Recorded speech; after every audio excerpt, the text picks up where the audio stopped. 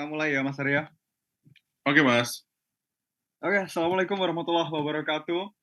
Selamat malam semuanya teman-teman audiens Muda Bicara.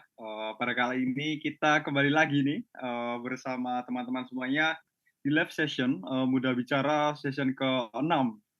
Nah, teman-teman semuanya, Muda Bicara ini merupakan platform ataupun medium buat teman-teman semuanya, kalangan milenial, anak muda untuk menyampaikan aspirasinya, mengembangkan gagasannya, dan juga sebagai jembatan antara teman-teman dan pemangku kepentingan, pemangku kebijakan politik. Yang nantinya teman-teman di sini bisa berkreasi untuk menyampaikan ataupun mengembangkan gagasan teman-teman semuanya. Nah, pada malam hari ini kita kedatangan tamu, yakni Mas Haria Rifki. Beliau merupakan peneliti ataupun pengurus dari Rumah Perubahan atau RKMNT. Dan pada malam hari ini pula kita akan ngobrolin tentang personal branding politik. Apa pentingnya bagi seorang politisi.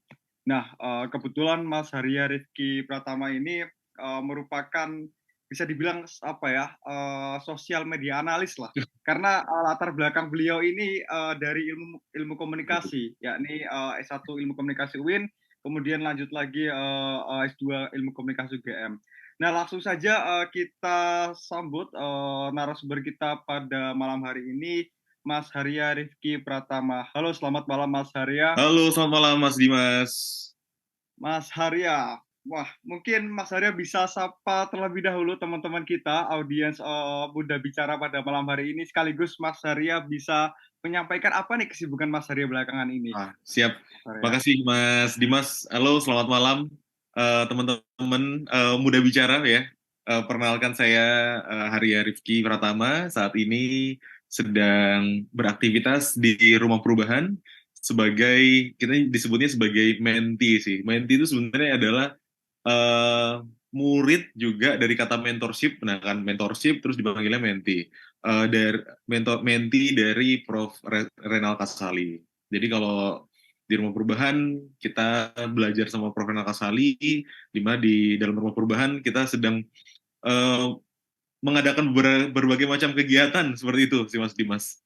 Nah, spesialnya sih selain ngasih tensi dari Prof. Renal Kasali juga, saya juga bantu untuk pengembangan komunitas, kegiatan komunitas di Rumah Perubahan. Saat ini di Rumah Perubahan seperti itu. Nah, kalau boleh tahu Mas, Rumah Hmm. Perubahan ini semacam yayasan kah atau NGO kah? Nah, bergeraknya di bidang apa saja sih itu Mas? Oke, jadi kalau Rumah Perubahan itu dia sebagai sociopreneurship ya. Jadi memang kewirausahaan sosial yang awalnya sebenarnya adalah fokus di training consulting ya. Eh, ini udah berdiri dari tahun 2008 seperti itu, tapi sampai kemudian sekarang terus berkembang. Rumah Perubahan kemudian punya area hijau besar gitu di perbatasan Jakarta dan juga Bekasi, dan sekarang Rumah Perubahan sedang concern terhadap ESG Center. Jadi Environment Social Governance yang saat ini sedang dikembangkan oleh Rumah Perubahan, karena sebagai percontohan bahwasannya kan sebentar lagi nih ibu kota Indonesia kan akan pindah ke Kalimantan. Nah, model-model seperti apa sih ibu kota yang pas? Nah, kemudian Rumah Perubahan memberikan solusi melalui program ESG Center-nya. Jadi ini loh, bagaimana kita bisa berkehidupan berdampingan dengan baik, selaras dengan alam, tapi tanpa menghilangkan aspek sosialnya, tapi juga tata kelolanya pun juga semakin baik. Nah, itu sekarang lah Rumah Perubahan sedang bergerak menjadi ESG Center di Jakarta, dan ini akan membangun ESG Center juga di Kalimantan, Mas Dimas. Wow, wow, luar biasa sekali. Oke, nah teman-teman nanti mungkin yang pengen apa ngepoin lebih lanjut apa itu Rumah Perubahan, nanti bisa ada Instagram sama websitenya ya kalau nggak salah Mas ya. Iya, betul. Kita ada Instagramnya di @rumahperubahan. Tapi Oke. selain rumah perubahan juga kita untuk area itu kita sebut sebagai area Jakarta Escape. Jadi Oh, area terbuka hijau yang bisa dinikmatin oleh masyarakat umum dan dimanfaatkan sebagai kegiatan komunitas, dan area terbuka hijau ini menjadi contoh untuk ini loh, wisata ESG itu bisa dilakukan loh di Jakarta. Kayak gitu, oke, Mas. wow, ini Rumah perubahan dan Jakarta Escape. nah, oke. Nah, teman-teman sekalian, kita pada malam hari ini juga kebetulan akan ngobrolkan nggak jauh-jauh dari hal-hal politik, berbicara tentang politik. Nah, pada hari ini kita bakal ngomongin tentang personal branding politik. Nah, Oke. tadi Mas Hari kan juga sudah menyampaikan bahwasannya latar belakang kegiatannya juga nggak jauh-jauh dari apa ya hal-hal berbau branding. Tadi sebagai social partnership. Nah, pada kali ini kita juga bakal ngobrol tentang branding, terkhusus tentang bagaimana seorang politisi itu membranding dirinya di era digital saat ini. Nah, berbicara tentang branding, kita sebagai kalangan digital native ya teman-teman ya, kalangan yang lahir di era digital atau perkembangan teknologi digital, tentunya tidak bisa jauh-jauh aktivitas kita dari hal ini.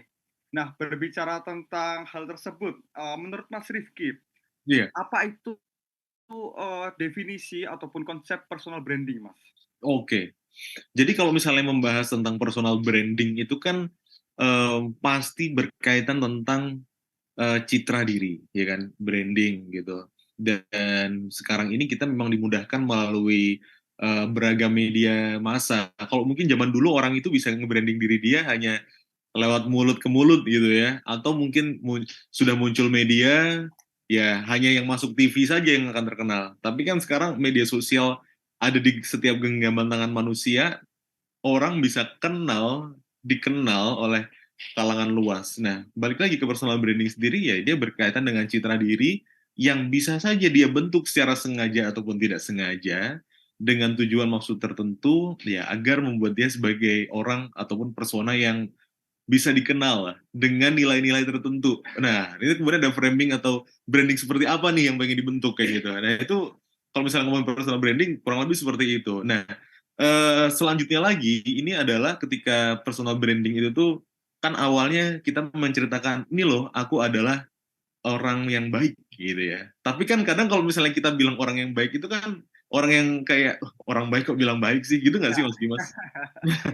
Nah, personal branding itu justru adalah ketika personal branding, kalau aku menilainya gini ya, personal branding yang baik justru ketika seseorang ataupun mungkin saya ataupun Mas Dimas itu tuh yang menilai itu orang lain gitu loh. Nah, yang menilai orang lain itu loh Mas Dimas itu memang baik. Ya, itu kan jadi branding, framing yang mungkin diciptakan sama Mas Dimas dengan segala perilakunya, dengan postingannya diterima dan akhirnya orang lain pun kemudian menceritakan hal kebaikan tersebut dan bahkan merekomendasikan hal tersebut. Nah, itu kan jadi apa ya, manfaat ataupun next step daripada personal branding itu sendiri. Istilahnya adalah menjadi top of mind lah, Mas. wow, wow. Iya kan? Ya, Jadi kalau ya, ya. misalnya ingat apa ya, ingat Muda Bicara, wah aku ingatnya ya Mas Dimas gitu. Berarti brandingnya Mas Dimas itu melekat sekali dengan brand nama Muda Bicara. Ketika ingat Mas Dimas, oh Mas Dimas yang Muda Bicara itu ya. Nah itu adalah bagian daripada konsep personal branding, top of mind. Top of mind. Artinya bagaimana kita bisa mendesain diri kita di pandangan orang lain gitu ya, Mas ya, kurang Iya. lebih ya. Mm-mm. Nah, Bagaimana kita bisa mendesain diri kita di pandangan orang lain? Oke, gimana Mas? berbicara tentang personal branding di era digital saat ini, Mas. Sebenarnya kalau menurut Mas Mm-mm. Haria sendiri, seberapa pengaruh sih Mas media sosial yang ada hari ini Mm. terhadap pembangunan personal branding kita? Beberapa Oke. pengaruh gitu. Kalau ditanya seberapa pengaruhnya pasti sangat berpengaruh besar ya Mas ya. Bagaimana media sosial kita saat ini tuh kalau aku sih nyebutnya adalah sebenarnya kayak hutan itu Mas ya. Hutan itu kan ada yang hutan belantara banget, tapi juga ada hutan yang kemudian dirawat, ada pengelolanya seperti itu. Nah, media sosial itu kita masuk yang mana seperti itu. Nah, dari media sosial itu kita memang bisa kemudian membranding, menciptakan branding atas diri kita sendiri yang mungkin bisa jadi itu tidak sesuai dengan realita yang biasanya kita lakukan setiap hari kayak gitu. Misalnya sebenarnya kita itu adalah orang pemalas gitu. Tapi bisa juga branding itu kita lakukan sebagai wah kita itu adalah orang yang rajin, suka diskusi, baca buku yang berat-berat, yang tebel-tebel, hanya dengan update sosial media. Iya, masalahnya adalah itu kan hanya update sosial media. Kita nggak tahu ya kan, di balik updatean sosial media tersebut, kemudian apakah dia melakukan hal yang benar-benar dia posting ataukah tidak gitu. Nah, itulah yang menjadi realitanya sekarang. Justru media sosial ini mempermudah orang untuk mencitrakan dirinya dia sendiri. Termasuk juga ketika kita bahas tentang aktor politik pun juga sama gitu. Jadi mereka bisa memframing citranya dia sendiri dengan postingan yang terus secara konsisten, secara terus menerus, yang kemudian bisa diterima oleh pendukungnya atau orang yang mungkin belum mendukung akhirnya kenal dan akhirnya membalikan hatinya menjadi pendukungnya dia. Seperti itu mas, media sosial sangat mempermudah orang untuk mencitrakan dirinya. Oke, berbicara tentang branding dan sosok politisi mas ya, dalam konteks pemilu saat ini secara khusus. Sebenarnya seberapa penting sih seorang politisi itu harus memiliki personal branding yang kuat kalau menurut Mas Rifki? Terutama Oke. kaitannya dengan mendulang suara, karena tadi Mas Rifki berbicara membalikan hati seorang pemilih agar memilih seorang politisi tersebut atas personal brandingnya. Iya, oke. Ketika membahas media sosial ya, mungkin kita juga bakal tahu dari beragam fenomena kejadian yang selama ini terjadi kurang lebih 10 tahun ke belakang lah. Itu tuh banyak sekali aktivitas-aktivitas sosial di dunia itu tuh sangat terpengaruhi dari gerakan media sosial. Mungkin yang kemarin beberapa tahun yang terjadi di Amerika seperti Black Lives Matter, bagaimana berawal dari postingan seperti itu, akhirnya mereka punya gerakan media sosial online dan akhirnya juga bisa berdampak di dunia nyata dan akhirnya pun juga mempengaruhi pergolakan politik di Amerika Serikat. Nah, itu kan bagaimana kemudian media sosial bisa mempengaruhi itu. Nah, proses itu sendiri sebenarnya juga berkaitan dengan citra sendiri itu juga. Termasuk juga media sosial seperti kalau Mas ingat di kejadian di Jakarta tahun 2017 ketika ada hashtag kami tidak takut, ada campaign bagaimana hashtag kami tak takut itu tuh muncul di media sosial Twitter ya terutama karena memang media yang sangat apa ya bisa dibilang berkaitan dengan opini publik saat itu juga itu mampu membuat orang yang mungkin saat itu sangat takut dengan kondisi banyaknya bom di mana-mana gitu, kami kemudian di media sosial justru menjadi terbaliknya. Orang-orang malah melakukan mengatasi atau menghadapi itu dengan bahan bercandaan. Mungkin kita masih ingat lah ada beberapa orang yang posting meskipun ada bom di salah satu tempat seperti itu, tapi ternyata tidak menghalangi orang untuk berdagang asongan, Ya, ya, ya. jualan ketoprak. Nah itu kan juga bagian daripada media sosial. Berkaitan sama branding adalah citranya ini sendiri, fenomena ini sendiri menjadi sangat tidak menakutkan seperti itu. Dan bisa dibilang sih sebenarnya ini juga ada branding daripada beberapa pihak di beberapa instansi untuk menunjukkan kehebatannya juga seperti itu. Nah, mungkin juga yang terakhir di Indonesia juga Perevor Kanjuruhan kayak gitu. Media sosial akhirnya bisa memberikan dampak ibaratnya itu kayak rantai gitu.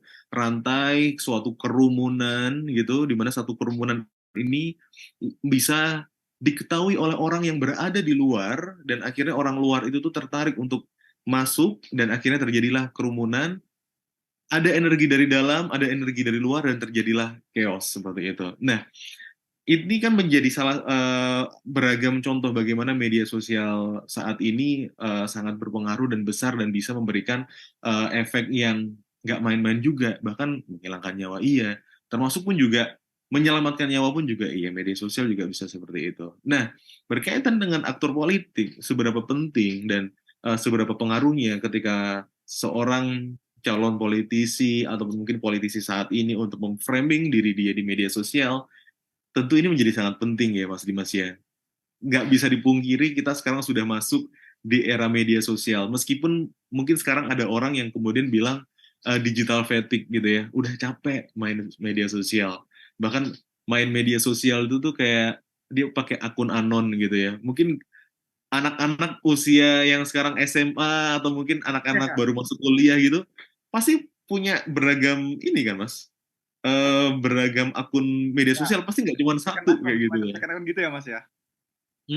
Untuk stalking lah Ya, minimal ya, atau ya. mungkin untuk melakukan hal-hal tertentu kayak gitu. Tapi media sosial masih perlu dan relevan sekali untuk digunakan di perpolitikan seperti itu. Ya pertama adalah audiensnya sekarang sudah menggunakan media sosial, terus kemudian ketika berbicara target pemilih muda seperti itu, dan pemilih muda juga banyak yang menggunakan media sosial. Meskipun kita tidak tahu siapa persisnya orang-orang itu, ada juga yang anon, tapi at least seenggaknya medium itulah yang kemudian aktor ini masuk ke dalam media sosial. Jadi kalau bisa dibilang penting, sangatlah penting karena itu akan mempengaruhi bagaimana kehadiran dia, sosok dia ada di media sosial. Ibaratnya ketika dia sudah membangun suatu program, tapi program itu tidak dia sebarkan, ya kemudian akhirnya tidak akan dianggap. Tapi kemudian kalau akan menjadi PR lagi, kalau dia menyebarkan info program tapi programnya nggak jalan, ya itu malah akan menjadi bahaya juga. Maka kemudian programnya juga harus jalan, disebarluaskan pun juga harus jalan. Fungsinya adalah agar orang-orang tahu bahwasannya dia, oh memang pekerjaan dia sebagai seorang politisi yang baik dan menyelesaikan tugas-tugasnya. Kayak gitu Mas Dimas. Oke, Mas Arya. Nah, ngomongin tentang personal branding dari sosok seorang politisi lah, kita ngomongin dalam konteks Indonesia. Nah, ini kan politisi di Indonesia ini kan cara nge-branding dirinya itu beda-beda. Tapi Iya. kalau kita tarik garis kesimpulan, kalau menurut saya pribadi ya Mas ya, Hmm. politisi Indonesia hari ini tuh masih terkesan monoton dalam membranding dirinya. Oke. Saat apa, misalkan katakanlah kita berbicara ada satu momen katakanlah Indonesia juara SEA Games kemarin, kemudian banyak politisi yang bikin pamflet. Nah, ketika kita ngomongin personal branding dari sosok politisi, kebanyakan politisi masih menggunakan ataupun memiliki cara personal branding yang itu saja. Nah, menurut Mas Arya sendiri, Hmm. siapakah politisi ataupun pejabat publik saat ini yang memiliki personal branding yang kuat? Mungkin dicontohkan beberapa Case-nya ya. contohnya dan juga cara nge-brandingnya itu seperti apa? Oke. Gitu. Siap. Ini menarik ya. Kalau misalnya kita melihat politisi-politisi yang dia mau branding diri, personal branding diri dia di media sosial. Sebenarnya kalau yang aku perhatiin sebenarnya ya Mas ya, ini tuh ada memang dia yang benar-benar politisi banget, ya kan? Dia yang di partai, dia yang emang pejabat publik. Tapi sekarang ini aku juga melihat beberapa orang, baik itu di organisasi pemerintahan, kementerian, ataupun mungkin juga non-kementerian, yang kemudian mereka mempersonalisasikan diri dia di media sosial melalui beragam programnya. Berarti disebut nama gitu-gitu Mas ya? Ya, terserah Mas Arya. Saya Oke. Mas Arya aja. Iya, iya, iya. Ya. Jadi gini. Kalau misalnya kita melihat capres-capres kita lah saat ini ya, Pak Prabowo, Pak Anies Baswedan, Pak Ganjar Pranowo, siapa lagi, you name it lah, itu tuh contoh-contoh itu tuh mereka membranding diri mereka itu nggak cuman dalam 1, 2, 3 bulan ini ya, kalau aku lihat ya Mas ya.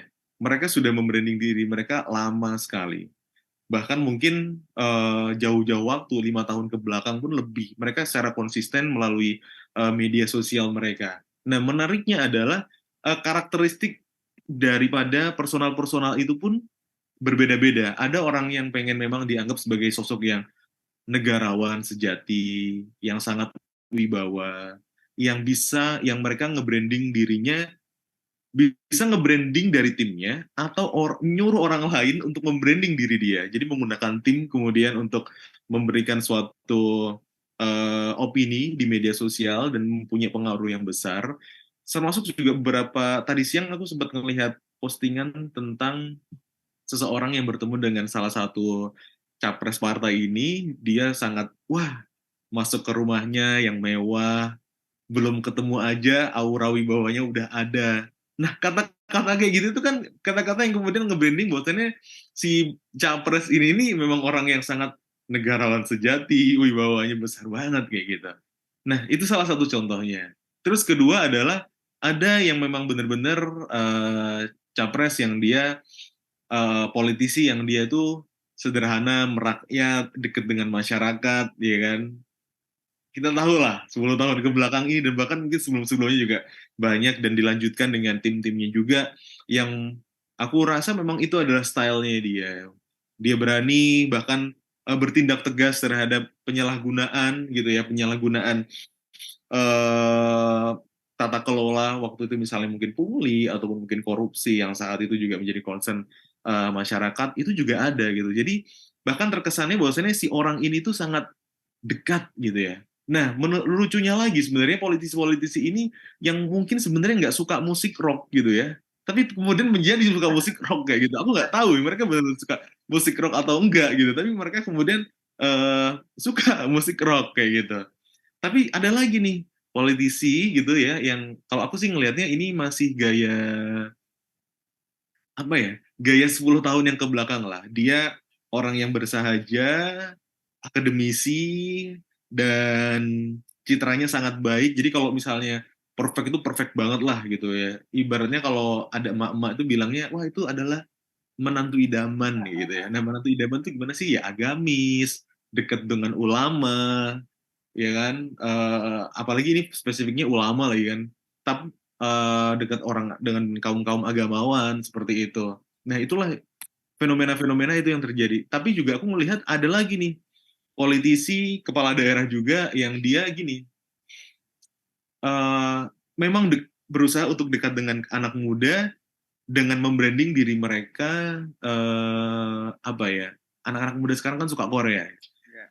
menjadi opa-opa gitu loh. Ada salah satu kepala daerah yang dia itu bukan kemudian opa-opa rambutnya panjang itu enggak, tapi kita ngelihat dari stylenya, dari jasnya, dari potongannya, dari sepatunya dia, dari gayanya dia yang dia dikit-dikit gini, dikit-dikit gini. Oh, Terus oh, mencitrakan suami yang sayang istri, family man gitu ya. Jadi kan ibaratnya keluarga aja dijaga nih. Nah, apalagi masyarakat kayak gitu.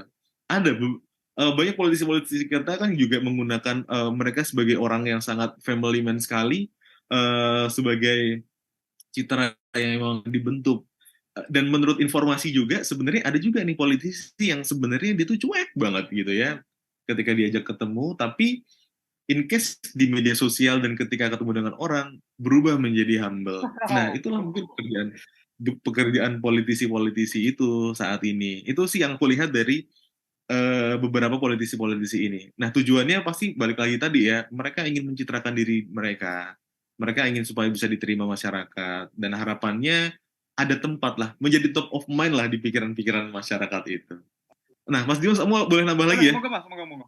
Nah, tapi selain itu, sekarang ini aku ngerasa ngelihat politisi-politisi ini kan ibaratnya kalau ngomongin politik identitas tuh kayak yang, wah nggak tahu nih 2024 apakah masih akan tetap seserem 2019, 2014 kemarin nggak nih? Ataukah mereka yang masih, ya itulah, mereka yang dekat dengan tokoh-tokoh agama, ataukah mungkin kelompok-kelompok yang justru menunjukkan inklusivitas gitu ya. Jadi orang-orang, oh Indonesia sekarang sudah akan modern, semakin modern gitu, menerima diversity, menerima perbedaan, termasuk juga dalam hal kepercayaan juga gitu. Dan banyak politisi-politisi pun juga kemudian selain mencitrakan diri terhadap satu agama tertentu, mereka pun juga mencitrakan diri terhadap inklusivitas itu sendiri, baik itu suku, agama, ras, kepercayaan. Nah, tapi ada lagi nih politisi yang dia ibaratnya sekarang ini menjadi sosok yang inspirasional, Mas Dimas. Sosok inspirasional tuh kayak apa sih? Sosok inspirasional tuh kayak gini, influencer-influencer Ah, di iya, media iya. sosial yang dia memberikan how to, kayak ada politisi itu yang dia ditanyain gini, Pak kalau lulus S1 itu lebih baik kuliah S2 langsung atau kerja dulu sih gitu. Oh, Itu jadi ya. konten. Nah, itu jadi konten dan aku rasa politisi-politisi itu kemudian mereka apa ya, untuk mengambil hati masyarakat membuat konten dengan hal seperti itu kayak gitu. Atau mungkin politisi di salah satu daerah di Jawa Barat, dia yang keliling ke masyarakat, ke PKL, datang ke UMKM UMKM, ada juga salah satu anggota DPR juga gitu. Jadi mereka kulineran seperti itu. Jadi kayak wow, terus kayak jadi deket ya gitu. Atau misalnya tiba-tiba Ramadan mereka datang ke Jogokarian gitu ya. Atau datang ke masjid-masjid di Jogja itu pasti tuh Ya. sering itu. Kemarin-kemarin lihat di bulan puasa tuh banyak tuh politisi-politisi itu yang kayak gitu.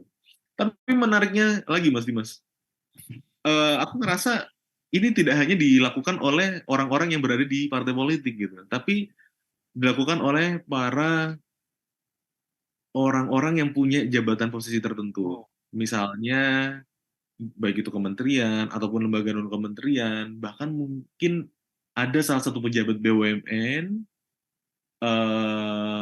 terus kemudian dia dipindah untuk dipercaya di salah satu kementerian. Nah, aku melihat si persona bapak ini tuh kayak yang masa sih gini ya, masa gini banget sih Pak gitu, dikit-dikit branding, Ya, dikit-dikit branding.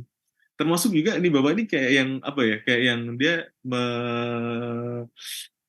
menjawab pertanyaan itu tadi, Pak ini ada yang nanya nih, lebih baik lulus kuliah itu S2 atau kerja gitu loh. Padahal nih kayaknya kan dulu-dulu bapak ini belum ada gitu. Tapi ini sosok kayaknya memang yang belum mungkin ada afiliasinya, tapi sejauh ini aku belum melihat dia tergabung di salah satu parpol gitu sih. Ya pasti kan tujuannya juga at least ada jokes nih Mas. Mungkin aku baru-baru denger juga.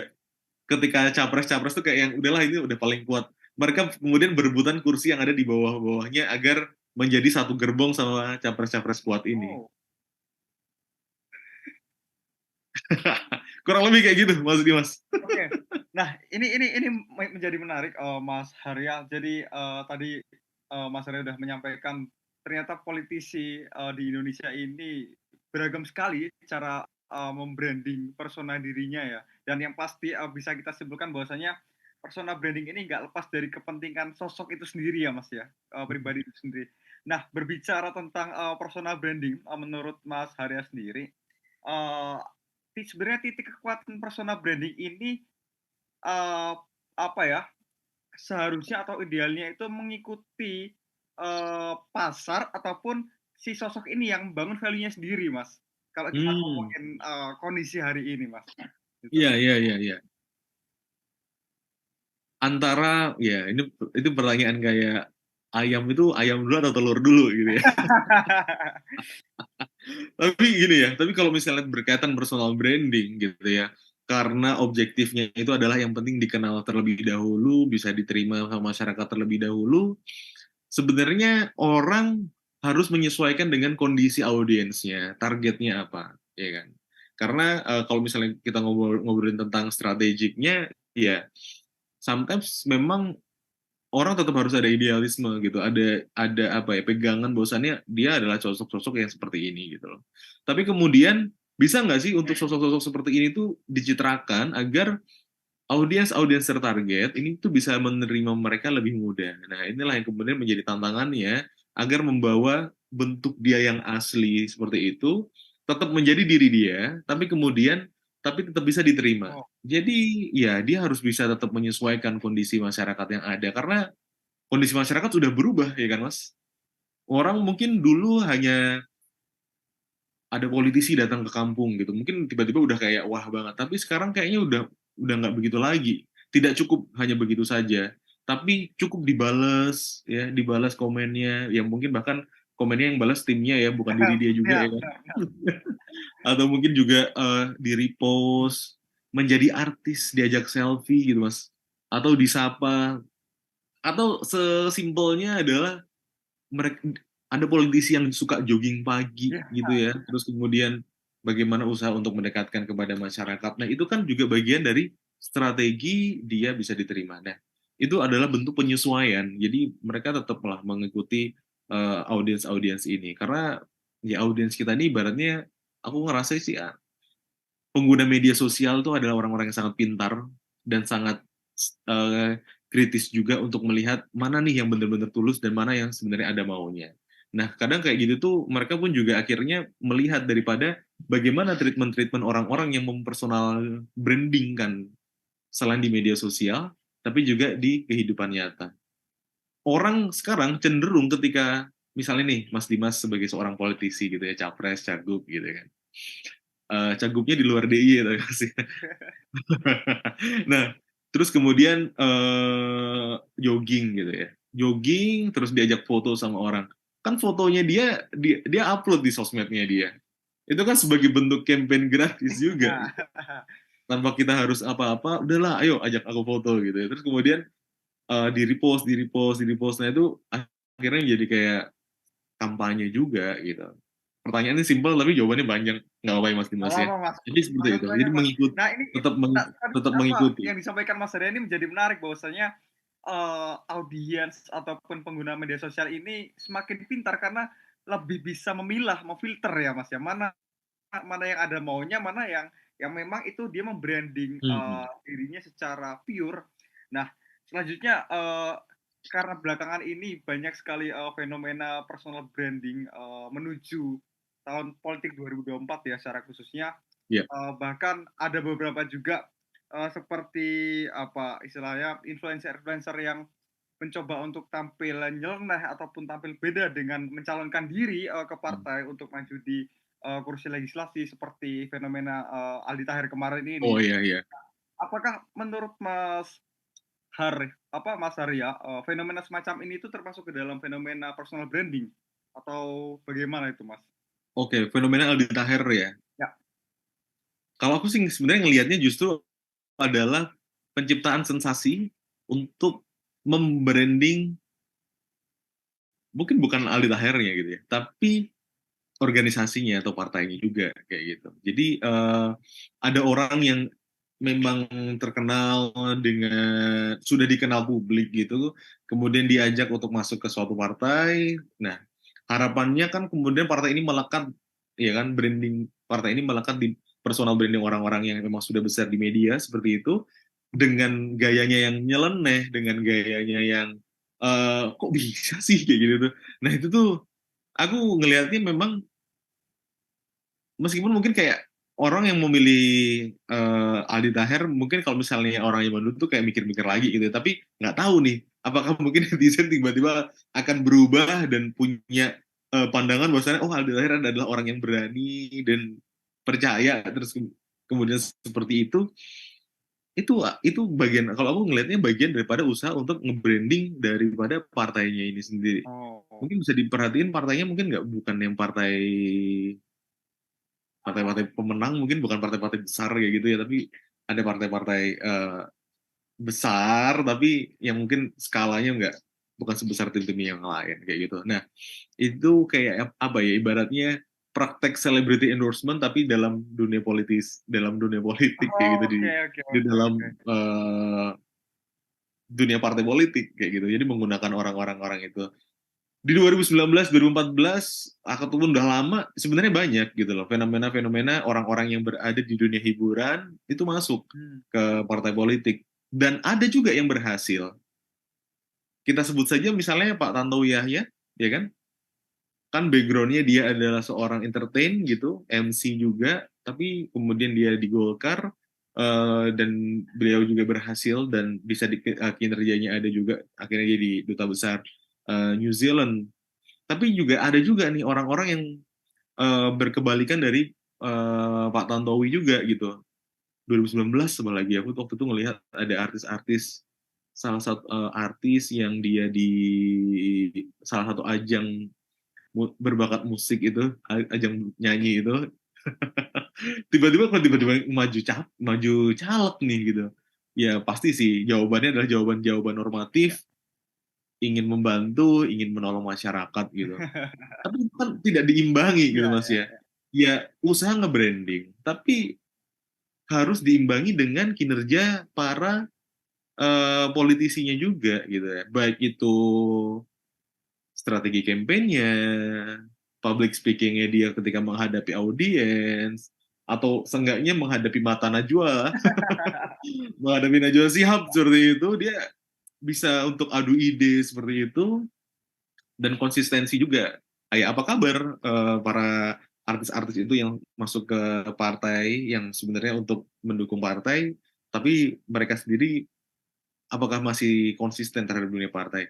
Nah, inilah menurutku bagian daripada fenomena kalau kemarin ini mengutip dari Prof. Kasali ya, karena saya berguru sama dia. Jadi seenggaknya kalau partai ideologis itu kita ngelihatnya ada di salah satu YouTube-nya Prof. Renal itu ya tiga partai lama itu Hmm.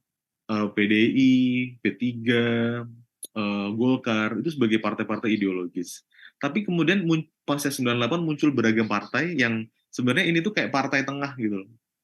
Jadi bagaimana praktek-praktek partai itu kemudian seperti masuk sebuah perusahaan kayak gitu ya. Ada apa ya? Ada praktek politik transaksional mungkin kalau misalnya dibilang kayak gitu. Dan akhirnya idealisme apa ya? Value ada gitu, tapi mungkin tidak sekuat daripada tiga partai lama ini yang memang sampai sekarang masih ada dan eksis seperti itu. Dan kita mungkin ngelihatnya itu kayak yang dampaknya adalah ketika orang ataupun partai yang hanya fokus terhadap branding dan agar diterima dan agar happy ketika pilpres ataupun pemilu, akhirnya menjadi transaksional. Akhirnya ketika awal-awal transaksional, di tengah-tengahnya pun juga transaksional, di akhirnya pun juga transaksional. Ibaratnya kayak invest gitu, bakar uang gitu. Terus nanti ketika udah ngejabat, ambil apa? Mana nih balik modalnya? Mana nih balik modalnya? Yang mana sebenarnya ya pekerjaan-pekerjaan seperti ini janganlah sampai seperti itu. Banyak apa ya kehidupan masyarakat yang bergantung dan dipercayakan kepada sosok-sosok politisi ini. Ini gitu mas. Mantap sekali. Oke, menuju pertanyaan terakhir sebelum nanti kita akan Oke mas. menggunakan pertanyaan dari YouTube karena kita di sini membuka pertanyaan buat teman-teman semuanya kepada narasumber kita malam hari ini. Nah, pertanyaan terakhir ini yakni bagaimana sih menurut Mas Arya idealnya seorang politisi dalam membranding dirinya? Bagaimana sih Oke. branding yang ideal yang harus dilakukan oleh seorang politisi itu apakah menawarkan gagasannya ataupun menjanjikan janji-janji ketika nanti sudah jadi atau bagaimana? Monggo Mas Arya. Oke. Baiknya ketika politisi yang sekarang ingin melakukan branding, personal branding di media sosial adalah kalau aku selalu menyarankan gini, jadilah diri sendiri, tapi kemudian ya percaya pada diri sendiri gitu ya, yakin dengan kemampuan dan ketika kita tahu ada mungkin kelemahan-kelemahan yang memang itu menjadi kelemahan, bisa nggak itu kemudian diperbaiki dan dibagusin lagi agar bisa diterima oleh masyarakat. Ibaratnya itu kayak yang ingin menjadi politisi, apakah sudah layak untuk bisa menerima kepercayaan dari masyarakat? Kalaupun memang sudah bisa dan layak, ya go gitu. Tapi kalaupun memang ada yang belum, ya silahkan diperbaiki, tapi jangan dimanipulatifkan. Nah, hal itu kemudian dicitrakan lewat media sosial yang ada, lewat Twitter lah, Instagram lah, Facebook lah, mereka bangun tim lah, mereka menyewa konsultan komunikasi, menyewa konsultan politik untuk bisa memberikan ini framing yang besok harus begini, begini, begini. Itulah yang kemudian branding-branding yang dilakukan. Tapi ketika membicarakan lagi pertanyaan tadi ketika baiknya seperti apa sekarang? Kalau aku sih ngelihatnya sebenarnya sekarang gini ya. Uh, saya dari Rumah Perubahan, kita kan menyebutnya sebagai konsep ESG, Environment Social Governance. Ternyata ini tidak hanya sebagai sebatas lingkungan saja, tapi kalau dalam dunia politik sebenarnya ini juga bisa berkaitan dan bisa menjadi strategi branding. Pertama adalah lingkungan, ya. Lingkungan, isu lingkungan, mungkin sekarang ini menjadi hal yang sangat tidak diminati oleh orang-orang, tapi ini bisa menjadi area ataupun hal untuk memberikan harapan masa depan energi terbarukan misalnya, terus fokus ke reduce, reuse, recycle, circular economy, terus kemudian pemanfaatan pemanfaatan energi-energi alam yang lebih ramah lingkungan, ini bisa menjadi ide untuk para politisi menyelesaikan masalah-masalah problematik di masyarakat. Kenapa begitu? Memang kalau aku ngerasa sih masyarakat Indonesia belum begitu menarik, tapi kedepannya aspek lingkungan ini menjadi hal yang harus dan diperhatikan karena perusahaan-perusahaan sekarang itu selain punya laporan keuangan, mereka juga memiliki laporan pertanggungjawaban terhadap aspek lingkungannya gitu. Jadi environment report seperti itu dan itu bahkan sudah dikeluarkan juga sama OJK. Tentu ini jangan berhenti aja di praktek bisnis, tapi kemudian praktik politisi yang tentunya berdekatan dengan masyarakat juga harus memperhatikan aspek lingkungan itu. Mungkin kalau di Jakarta aspek lingkungan itu kayak banjir gitu ya, atau mungkin isu tentang tanah kayak gitu, isu tentang pembangunan kayak gitu, atau mungkin pabrik-pabrik. Nah itu kan berkaitan tentang lingkungan. Politisi sebaiknya harus bisa tetap berpihak pada masyarakat melalui aspek lingkungan itu tadi, ataupun mungkin juga menciptakan hal-hal baru dari aspek lingkungan.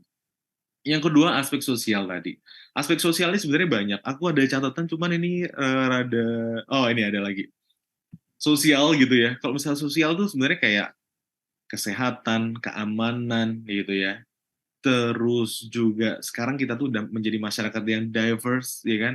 Inklusivitas, diversity, hak asasi manusia, ya kan? Terus juga impact on local community. Jadi bagaimana kemudian mungkin kalau orang ngomongin, wah, memilih capres karena agama tertentu, masih ada ya. Kalau aku ngelihat masih ada. Tapi kemudian masyarakat kayaknya udah bosen deh untuk hanya melihat dari agama tertentu, suku tertentu. Sekarang udah mulai deh sekarang kayak kita menerima kelompok-kelompok dari luar. Maka kemudian ini menjadi praktik yang inklusif kayak gitu.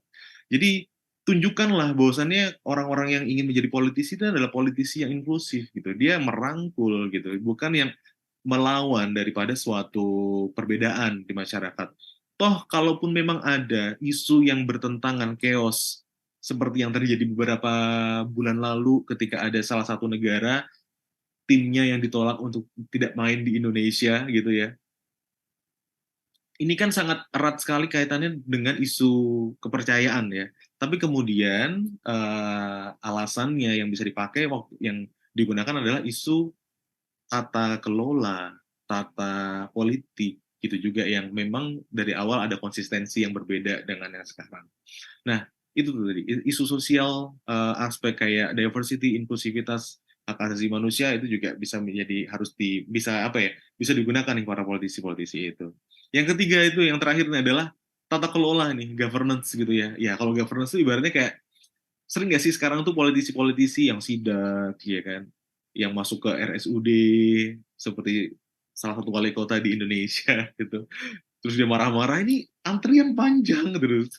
Kemudian, ayo udah ganti direktur rumah sakitnya dan sebagainya. Yang mungkin di sisi lain dia ingin menunjukkan bagaimana menunjukkan bagaimana integritas dia membela masyarakat di mana ini adalah pasiennya seperti itu. Nah, ini menjadi salah satu apa ya cara yang biasanya dipakai oleh politisi-politisi ini, yaitu tata kelola itu tadi.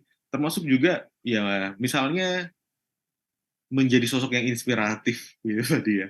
Menjadi sosok yang inspiratif yang bisa dikenal, yang dia datang ke konser, ngantri atau lulus S1, lulus S1 enak S2 atau kerja ya, Pak ya.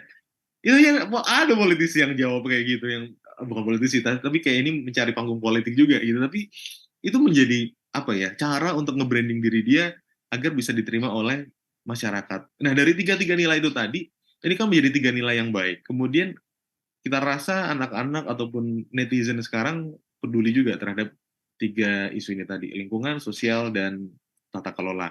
Dimana ketika politisi ini aman di tiga hal ini, sepertinya akan lebih mudah untuk bisa diterima audiensnya.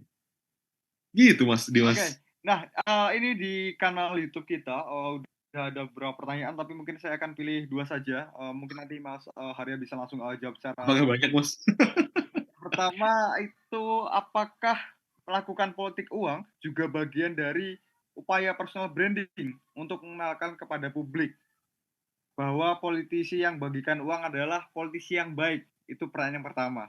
Oke. Kemudian yang kedua dari Romeo Darto, Kak, apakah keberhasilan personal branding bisa diukur dari seberapa banyak followers yang dimiliki di sosial media? Itu peran kedua. Yang pertama tadi pertanyaannya dari Iqbal Jamaluddin. Yang kedua dari Romeo Darto. Monggo Mas Arya. Oke. Yang pertama dulu tadi tentang politik uang ya Mas ya. Kalau tentang politik uang seperti apa ya? Seperti kalau aku ngelihat teman-teman di KISP pun juga anti yang namanya politik uang ya kan kita sama-sama setuju bahwasannya ya jangan ada politik uang seperti itu dan ketika pun memang ada salah satu capres ataupun capres mulai ya tapi maksudnya politisi gitu ya yang menggunakan cara politik uang seperti itu ya itu kita harus bisa menilai dengan baik sih bagaimana kemudian apakah jabatan itu tertentu, kepercayaan masyarakat bisa dibeli dengan seberapa lembar rupiah gitu. atau mungkin nggak hanya rupiah ya, mungkin dolar-dolar dan sebagainya itu ada. Tapi kalau aku balik lagi melihat apakah politik uang itu bisa dibilang baik, ya tentu nggak baik ya Mas ya. Lebih baik jangan.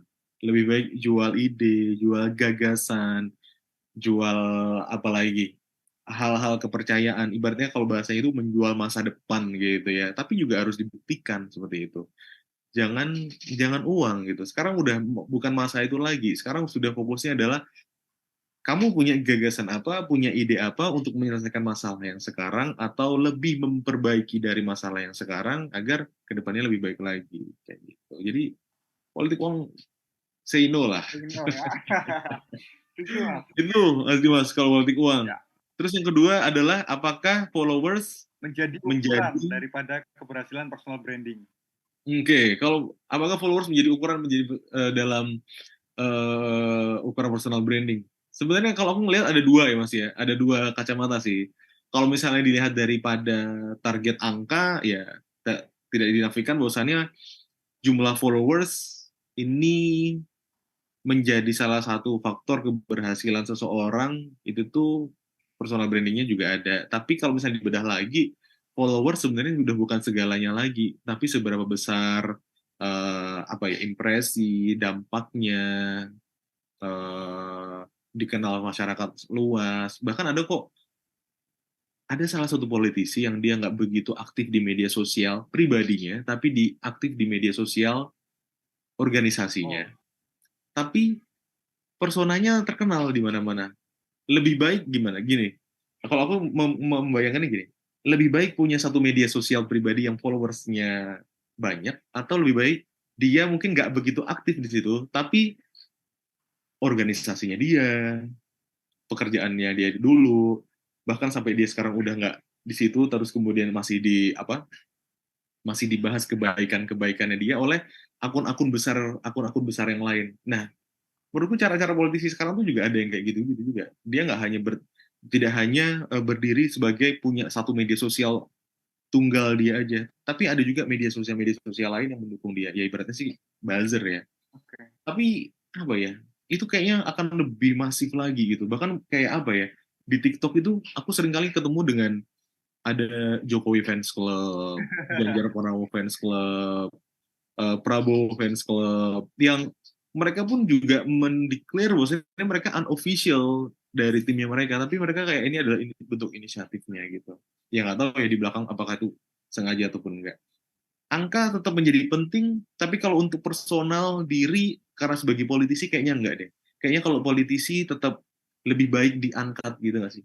Ya, Diangkat gitu modelnya daripada walaupun yang ngangkat itu mungkin disuruh juga gitu ya, tapi ibaratnya kayak tapi kayak yang apa ya Mas ya, nggak yang mengangkat diri gitu, tapi wah aku followersku banyak gitu loh. Kan mereka bukan influencer gitu kan, mereka mungkin mainannya juga bukan endorse endorse barang-barang kecantikan ataupun mobil gitu kan, tapi kan mereka endorse-nya adalah endorse yang hal besar kayak gitu. Nah, kalau pertanyaan itu lagi, mungkin iya, mungkin tidak, tapi tidak selamanya relevan gitu sih. Karena sekarang mereka politisi-politisi kita punya resource yang banyak untuk kemudian menciptakan opini, membentuk opini publik melalui senjata-senjatanya mereka. Gitu, Mas Dimas. oke.